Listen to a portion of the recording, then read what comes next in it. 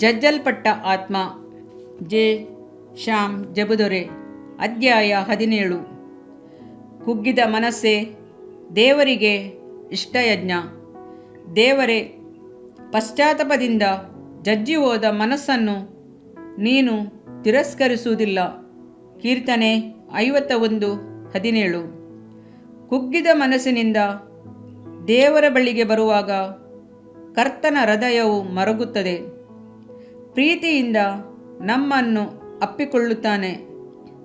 ಒಬ್ಬನು ಎಷ್ಟೇ ದೊಡ್ಡ ಪಾಪಿಯಾಗಿದ್ದರೂ, ಭಯಂಕರವಾದ ಪಾಪಗಳನ್ನು ಮಾಡಿದ್ದರೂ, ಮುರಿದ ಹೃದಯದಿಂದಲೂ ಮಾನಸಾಂತರದಿಂದಲೂ ದೇವಸನ್ನಿಧಿಯಲ್ಲಿ ಬಂದು ಕಣ್ಣೀರಿನಿಂದ ಬೇಡಿಕೊಳ್ಳುವಾಗ ಕರ್ತನ ಹಸ್ತವು ಅವನ ಪಾಪವನ್ನು ಕ್ಷಮಿಸಿ ರಕ್ತದಿಂದ ತೊಳೆದು ಶುದ್ಧೀಕರಿಸುತ್ತದೆ.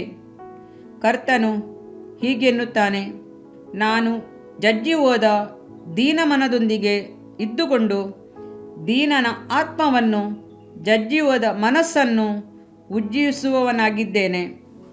ಯೆಶಾಯ 57:15. ಯೋಚಿಸಿ ನೋಡಿರಿ, ಒಂದು ಚಿನ್ನದ ಅದುರನ್ನು ಸುರಂಗದಿಂದ ಹೊರಗೆ ತೆಗೆಯುವರು. ಮೊದಲು ಅದನ್ನು ಹೊಡೆದು ಚೂರು ಮಾಡುವರು. ನಂತರ ಬಂಗಾರವನ್ನು ಒಲೆಯಲ್ಲಿ ಹಾಕಿ ಕಾಯಿಸುವರು. ನಂತರ ಕುಟ್ಟಿ ಜಜ್ಜಿ ಒಂದು ಆಭರಣವನ್ನು ತಯಾರಿಸುವರು. ದೇವಮಗುವೆ, ಶೋಧನೆಯು ನಿನ್ನನ್ನು ಜಜ್ಜುವಾಗ ಬಂಗಾರವಾಗಿ ಶುದ್ಧಿ ಹೊಂದುವಿ ಎಂಬುದನ್ನು ಮರೆಯಬೇಡ. ಭಕ್ತನಾದ ಯೋಬನ ಜೀವಿತವು ಎಷ್ಟು ಸುಂದರವಾದ ಮಾದರಿಯಾಗಿದೆ ಎಂಬುದನ್ನು ನೋಡಿರಿ. ಅವನು ಎಷ್ಟೊಂದು ಶ್ರಮೆ ಕಷ್ಟಗಳನ್ನು ಅನುಭವಿಸಿ ಜಜ್ಜಲ್ಪಟ್ಟು ನೊಂದು ಹೋಗುತ್ತಾನೆ. ಅಷ್ಟು ಕಷ್ಟಗಳು ಅವನಿಗೆ ಆಶೀರ್ವಾದಕರವಾಗಿ ಮಾರ್ಪಟ್ಟೈತಲ್ಲವೇ? ಗುಲಾಬಿ ಹೂವನ್ನು ನೋಡಿರಿ, ಅದರಿಂದ ಸುವಾಸನೆಯ ತೈಲವನ್ನು ತೆಗೆಯಲು ಅದನ್ನು ಇಸುಕಿ ಹಿಂಡುತ್ತಾರೆ. ಎಷ್ಟೆಷ್ಟು ಅದನ್ನು ಹಿಂಡುತ್ತಾರೋ ಅಷ್ಟಷ್ಟು ಅದು ಸುವಾಸನೆಯ ತೈಲವನ್ನು ಹೆಚ್ಚಾಗಿ ಕೊಡುತ್ತದೆ. ನೀನು ಕರ್ತನಿಗಾಗಿ ಸುಗಂಧವಾದ ವಾಸನೆಯನ್ನು ಬೀರುವುದಕ್ಕಾಗಿ ಕರ್ತನ ಮಾರ್ಗದಲ್ಲಿ ಸಂತೋಷದಿಂದ ನಡೆಯುವೆಯಾ?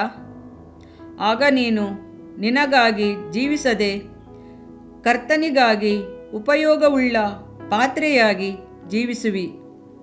ಅಂದು ಮರಿಯಳು ಅಚ್ಚ ಜಟಮಾಂಸಿ ತೈಲವನ್ನು ತಂದಳು. ಅದು ಭರಣಿಯಲ್ಲಿರುವವರೆಗೂ ವಾಸನೆ ಬೀರುವುದಿಲ್ಲ. ಆದರೆ ಅದು ಒಡೆದು ಕ್ರಿಸ್ತನ ಪಾದದಲ್ಲಿ ಸುರಿದಾಗ ಇಡೀ ಮನೆಯನ್ನೇ ಅದರ ಸುವಾಸನೆಯು ಆವರಿಸಿಕೊಂಡಿತ್ತು. ಅದರಂತೆಯೇ ನಿನ್ನ ಹೃದಯವು ಒಡೆಯಲ್ಪಟ್ಟು ಆ ಒಡೆದ ಹೃದಯದಿಂದ ಸುರಿಯುವ ಕಣ್ಣೀರು ಕ್ರಿಸ್ತನ ಪಾದಗಳನ್ನು ನೆನೆಸುತ್ತದೆ ಎಂದರೆ ಅದರ ಸುವಾಸನೆಯು ಪರಲೋಕವನ್ನೆಲ್ಲ ಆವರಿಸುತ್ತದೆ, ವಿಶೇಷವಾದ ತೈಲವಾಗುತ್ತದೆ. ದೇವಮಗುವೆ, ನಿನ್ನ ಪ್ರಾರ್ಥನೆಯ ಜೀವಿತ ಹೇಗಿದೆ? ಜಜ್ಜಲ್ಪಟ್ಟ ಪಶ್ಚಾತ್ತಾಪದ ಹೃದಯದಿಂದಲೂ ಆತ್ಮಭಾರದಿಂದಲೂ ಕಣ್ಣೀರಿನಿಂದಲೂ ಪ್ರಾರ್ಥಿಸುವ ಪ್ರಾರ್ಥನೆಯಾಗಿರುವುದಾ? ಯೇಸು ರೊಟ್ಟಿಯನ್ನು ಕೈಗಳಲ್ಲಿ ತೆಗೆದುಕೊಂಡು ಅದನ್ನು ಮುರಿದನು. ಮುರಿದ ಆ ರೊಟ್ಟಿಯನ್ನು ಶಿಷ್ಯರಿಗೆ ಹಂಚಿದನು. ಮುರಿಯಲ್ಪಟ್ಟ ರೊಟ್ಟಿಯು ಕ್ರಿಸ್ತನು ಶಿಲುಬೆಯಲ್ಲಿ ಜಜ್ಜಲ್ಪಟ್ಟಿದ್ದಕ್ಕೆ ನೆರಳಿನಂತಿರುವುದು. ಶಿಷ್ಯರು ಯೇಸು ಕ್ರಿಸ್ತನು ಶಿಲುಬೆಗೆ ಹಾಕಲ್ಪಟ್ಟಿದ್ದನ್ನು ಕಂಡರು. ಆತನ ಶರೀರವು ಚೂರು ಚೂರಾಗಿ ಹರಿಯಿತು. ಆತನು ತನ್ನ ಶರೀರವನ್ನು ಚಾಟಿ ಏಟುಗಳಿಗೆ ಒಪ್ಪಿಸಿದನು. ಮೊಳೆಗಳಿಂದ ಹೊಡೆಯುವುದಕ್ಕೂ ಮುಳ್ಳಿನ ಕಿರೀಟಕ್ಕೂ ತನ್ನನ್ನು ಒಪ್ಪಿಸಿದನು. ಸತ್ಯವೇದವು ಹೇಳುತ್ತದೆ, ನಮ್ಮ ದ್ರೋಹಗಳ ದೆಸೆಯಿಂದ ಆತನಿಗೆ ಗಾಯವಾಯಿತು, ನಮ್ಮ ಅಪರಾಧಗಳ ನಿಮಿತ್ತ ಅವನು ಜಜ್ಜಲ್ಪಟ್ಟನು. ಯೆಶಾಯ 53:5. ದೇವಮಗುವೆ, ನಿನಗಾಗಿ ಜಜ್ಜಲ್ಪಟ್ಟ ಆ ದೇವಕುಮಾರನನ್ನು ನೋಡು. ನಿನ್ನ ಹೃದಯದ ವೇದನೆಯು ಆತನಿಗೆ ಗೊತ್ತಿದೆ. ನಿನ್ನ ಕಣ್ಣೀರನ್ನು ಆತನು ತಿರಸ್ಕರಿಸುವುದಿಲ್ಲ. ದಾಟಿ ಮುಂದೆ ಹೋಗುವುದೂ ಇಲ್ಲ. ನಿನ್ನ ಒಡೆದ ಹೃದಯದಿಂದ ಸುರಿದ ಕಣ್ಣೀರು ಆತನ ಕರುಳು ಮರುಗುವಂತೆ ಮಾಡುತ್ತದೆ. ಆತನು ತನ್ನ ಗಾಯವುಳ್ಳ ಕರಗಳನ್ನು ಚಾಚಿ ನಿನ್ನ ಕಣ್ಣೀರನ್ನು ಒರೆಸುತ್ತಾನೆ. ಮುರಿದ ಮನಸ್ಸುಳ್ಳವರಿಗೆ ಯೆಹೋವನು ನೆರವಾಗುತ್ತಾನೆ. ಕುಗ್ಗಿ ಹೋದವರನ್ನು ಉದ್ಧಾರ ಮಾಡುತ್ತಾನೆ. ಕೀರ್ತನೆ 34:18. ಇದರಿಂದ ನಿನ್ನ ದೇಹಕ್ಕೆ ಆರೋಗ್ಯವು, ಎಲುಬುಗಳಿಗೆ ಸಾರವು ಉಂಟಾಗುವವು. ಜ್ಞಾನೋಕ್ತಿಗಳು 3ನೇ ಅಧ್ಯಾಯ 8ನೇ ವಾಕ್ಯ. ಪ್ರಿಯ ವೀಕ್ಷಕರೇ ಮತ್ತು ಕರ್ತನಲ್ಲಿ ಸಹೋದರ ಸಹೋದರಿಯರೇ, ನೀವು ನಮ್ಮ ಈ ಕಾರ್ಯಕ್ರಮವನ್ನ ವೀಕ್ಷಿಸಿದ್ದಕ್ಕಾಗಿ ದೇವರ ನಾಮದಲ್ಲಿ ನಿಮಗೆ ವಂದನೆಗಳು.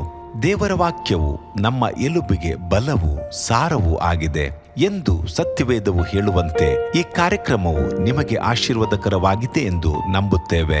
ಪ್ರಿಯ ವೀಕ್ಷಕರೇ, ನಮ್ಮ ಈ ಸೇವೆಗಾಗಿ ಪ್ರಾರ್ಥಿಸಿರಿ ಮತ್ತು ಎಲ್ಲಾ ಕಾರ್ಯಕ್ರಮಗಳನ್ನ ಇತರರೊಂದಿಗೆ ಶೇರ್ ಮಾಡಿರಿ. ಅದೇ ರೀತಿಯಾಗಿ ನಮ್ಮ ಈ ಯೂಟ್ಯೂಬ್ ಚಾನೆಲ್ ಅನ್ನು ಸಬ್ಸ್ಕ್ರೈಬ್ ಮಾಡಿರಿ ಹಾಗೂ ಲೈಕ್ ಮಾಡಿ. ನಿಮ್ಮ ಅನಿಸಿಕೆಗಳನ್ನು ಕಮೆಂಟ್ ಬಾಕ್ಸ್ನಲ್ಲಿ ನಮಗೆ ತಿಳಿಯಪಡಿಸಿ. ನಮ್ಮ ಸಂಖ್ಯೆ 7022104605. ಈ ಸಂಖ್ಯೆಗೆ ಕರೆ ಮಾಡಿರಿ. ಒಬ್ಬ ಪಾಪಿಯ ಪ್ರಾರ್ಥನೆ. ಯೇಸುವನ್ನು ರಕ್ಷಕನಾಗಿ ಅಂಗೀಕರಿಸಲು ಮಾಡಬೇಕಾದ ಪ್ರಾರ್ಥನೆ. ಪ್ರಿಯ ಪರಲೋಕದ ತಂದೆಯೇ, ಯೇಸುವಿನ ಹೆಸರಿನಲ್ಲಿ ನಾನು ನಿನ್ನ ಬಳಿಗೆ ಬಂದಿದ್ದೇನೆ. ನನ್ನ ಬಳಿಗೆ ಬರುವವರನ್ನು ನಾನು ತಳ್ಳಿಬಿಡುವುದೇ ಇಲ್ಲ. ಯೋಹಾನ 6:37 ಎಂದು ನಿನ್ನ ವಾಕ್ಯ ಹೇಳುತ್ತದಲ್ಲ. ಆದ್ದರಿಂದ ನೀನು ನನ್ನನ್ನು ತಳ್ಳಿಬಿಡದೆ ನನ್ನನ್ನು ಸೇರಿಸಿಕೊಳ್ಳುವಿ ಎಂದು ನನಗೆ ಗೊತ್ತಿದೆ. ಆದ್ದರಿಂದ ನಾನು ನಿನಗೆ ಸ್ತೋತ್ರ ಮಾಡುತ್ತೇನೆ. ನೀನು ನಿನ್ನ ವಾಕ್ಯದಲ್ಲಿ ನೀನು ಯೇಸುವನ್ನೇ ಕರ್ತನೆಂದು ಬಾಯಿಂದ ಅರಿಕೆ ಮಾಡಿಕೊಂಡು ದೇವರು ಆತನನ್ನು ಸತ್ತವರೊಳಗಿಂದ ಎಬ್ಬಿಸಿದನೆಂದು ಹೃದಯದಿಂದ ನಂಬಿದರೆ ನಿನಗೆ ರಕ್ಷಣೆಯಾಗುವುದು ಎಂತಲೂ, ಕರ್ತನ ನಾಮವನ್ನ ಹೇಳಿಕೊಳ್ಳುವವರೆಲ್ಲರಿಗೆ ರಕ್ಷಣೆಯಾಗುವುದೆಂತಲೂ ಬರೆದಿದೆ. ರೋಮ 10:9-13ನೇ ವಾಕ್ಯ. ಯೇಸು ಕ್ರಿಸ್ತನು ದೇವಕುಮಾರನೆಂದು ನನ್ನ ಹೃದಯದಲ್ಲಿ ನಂಬುತ್ತೇನೆ. ನನ್ನನ್ನು ನೀತಿವಂತನನ್ನಾಗಿ ಮಾಡುವುದಕ್ಕಾಗಿ ಆತನು ಸತ್ತವರೊಳಗಿಂದ ಎಬ್ಬಿಸಲ್ಪಟ್ಟನು ಎಂದು ನಂಬುತ್ತೇನೆ. ನಾನು ಆತನ ನಾಮವನ್ನ ಹೇಳಿಕೊಳ್ಳುತ್ತೇನೆ. ಯೇಸುವೇ, ನೀನೇ ಕರ್ತನು. ತಂದೆಯೇ, ನೀನು ನನ್ನನ್ನು ರಕ್ಷಿಸಿದಿ ಎಂದು ನಾನು ನಂಬುತ್ತೇನೆ. ನಿನ್ನ ವಾಕ್ಯವು ಹೇಳುತ್ತದೆ, ಮನುಷ್ಯನು ಹೃದಯದಿಂದ ನಂಬುವುದರ ಮೂಲಕ ನೀತಿಯು ದೊರಕುತ್ತದೆ, ಬಾಯಿಂದ ಅರಿಕೆ ಮಾಡುವುದರ ಮೂಲಕ ರಕ್ಷಣೆಯಾಗುತ್ತದೆ. ರೋಮ 10:10. ನಾನೀಗ ನನ್ನ ಹೃದಯದಲ್ಲಿ ನಂಬುತ್ತೇನೆ ಹಾಗೂ ಯೇಸುವೇ ನನ್ನ ಕರ್ತನೆಂದು ಅರಿಕೆ ಮಾಡುತ್ತೇನೆ. ಆದುದರಿಂದ ನಾನೀಗ ರಕ್ಷಣೆ ಹೊಂದಿದ್ದೇನೆ. ಅಪ್ಪಾ ತಂದೆಯೇ, ನಿನಗೆ ಸ್ತೋತ್ರ. ಲೂಕನು ಬರೆದ ಸುವಾರ್ತೆ 11ನೇ ಅಧ್ಯಾಯದಲ್ಲಿ ಬರೆದಿರುವಂತೆ, ನಿಮ್ಮಲ್ಲಿ ತಂದೆಯಾದವನು ಮೀನನ್ನು ಕೇಳುವ ಮಗನಿಗೆ ಮೀನು ಕೊಡದೆ ಹಾವನ್ನು ಕೊಡುವನೆ? ಅಥವಾ ತತ್ತಿಯನ್ನು ಕೇಳಿದರೆ ಚೇಳನ್ನು ಕೊಡುವನೆ? ಹಾಗಾದರೆ ಕೆಟ್ಟವರಾದ ನೀವು ನಿಮ್ಮ ಮಕ್ಕಳಿಗೆ ಒಳ್ಳೆ ಪದಾರ್ಥಗಳನ್ನ ಕೊಡಬಲ್ಲವರಾದರೆ ಪರಲೋಕದಲ್ಲಿರುವ ನಿಮ್ಮ ತಂದೆಯು ತನ್ನನ್ನು ಬೇಡಿಕೊಳ್ಳುವವರಿಗೆ ಎಷ್ಟೋ ಹೆಚ್ಚಾಗಿ ಪವಿತ್ರಾತ್ಮ ವರವನ್ನ ಕೊಡುವವನಲ್ಲವೇ ಅಂದನು. ತಂದೆಯೇ, ನೀನು ಕೇಳಿಕೊಳ್ಳುವವರಿಗೆ ಪವಿತ್ರಾತ್ಮನ ವರವನ್ನು ಹೇರಳವಾಗಿ ಕೊಡುವಾತನಾಗಿದ್ದಿ. ಆದ್ದರಿಂದ ನನ್ನ ಮೇಲೆಯೂ ನಿನ್ನ ಆತ್ಮನನ್ನು ಸುರಿಸಬೇಕಾಗಿ ಬೇಡಿಕೊಳ್ಳುತ್ತೇನೆ.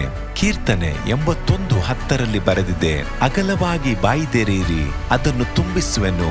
ಕರ್ತನೇ, ನನ್ನನ್ನು ಪವಿತ್ರಾತ್ಮನಿಂದ ತುಂಬಿದಂತ ನೀನು ನನ್ನನ್ನು ಅನ್ಯ ಭಾಷೆಯ ವರದಿಂದಲೂ ತುಂಬುವವನಾಗಿದ್ದಿ ಎಂದು ನಂಬುತ್ತೇನೆ.